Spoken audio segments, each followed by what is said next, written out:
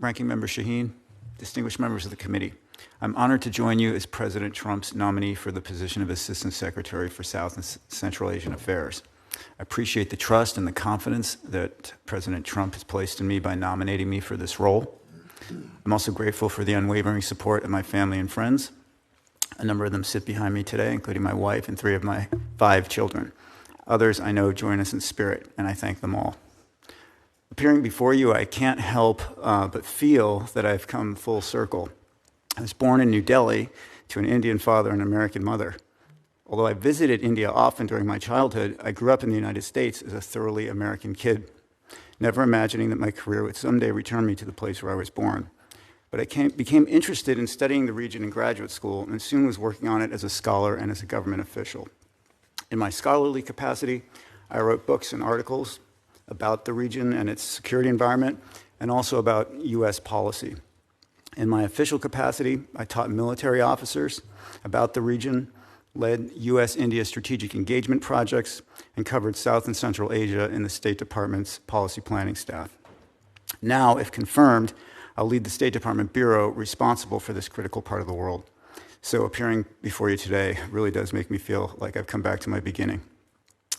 The United States' relationships with the countries of South and Central Asia hold great promise, and with effective policy, they can flourish and enable us to achieve Secretary Rubio's goal of making the United States safer, stronger, and more prosperous. Let me briefly speak about each of these relationships and their opportunities. I begin with our partnership with India. The United States and India share a host of common interests: ensuring a free and open Indo-Pacific region, which is not dominated by China, expanding bilateral trade, building our economic relationships so that it is more symmetrical and more profitable, facilitating technology sharing and innovation and ensuring access to the energy necessary to fuel our economies. And if confirmed, I'll work to further advance U.S.-India relations and put our partnership on course to realize its tremendous promise. On Pakistan, if confirmed, I will pursue security cooperation where it is beneficial to U.S. interests, while seeking opportunities for bilateral collaboration in trade and investment. South Asia recently avoided a costly conflict, with Vice President Vance and Secretary Rubio intensely engaged on the issue. If confirmed, I will continue to promote longstanding U.S. security interests with India and Pakistan through the pursuit of peace and stability and the fight against terrorism. Sri Lanka, Bangladesh, Nepal, Maldives, and Bhutan are important for stability in the Indo-Pacific region. Sri Lanka and Maldives are located along major oceanic trade routes, while Bangladesh boasts the largest economy in the region after India. If confirmed, I will advocate for enhanced U.S. cooperation with these countries to bolster our security, counterbalance China's influence, and expand trade.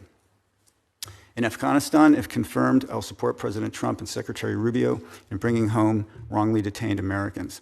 I also will work to ensure that the country never again becomes a springboard for terrorism threatening the homeland. Finally, in Central Asia, the United States seeks to advance the sovereignty and the territorial integrity of regional states: Kazakhstan, Kyrgyz Republic, Tajikistan, Turkmenistan, and Uzbekistan. If confirmed, I will leverage the C5+1 process as well as bilateral formats and pursue cooperation in areas including energy, critical minerals, counterterrorism, the fight against transnational crime, and the development of physical and digital infrastructure. The opportunities in South and Central Asia that I've just outlined hold tremendous promise. If confirmed, I will pursue them energetically to realize their potential, to enhance the safety, strength, and prosperity of the American people. I thank the chairman, the ranking member, and the committee for your time and the opportunity to appear before you, and I look forward to your questions.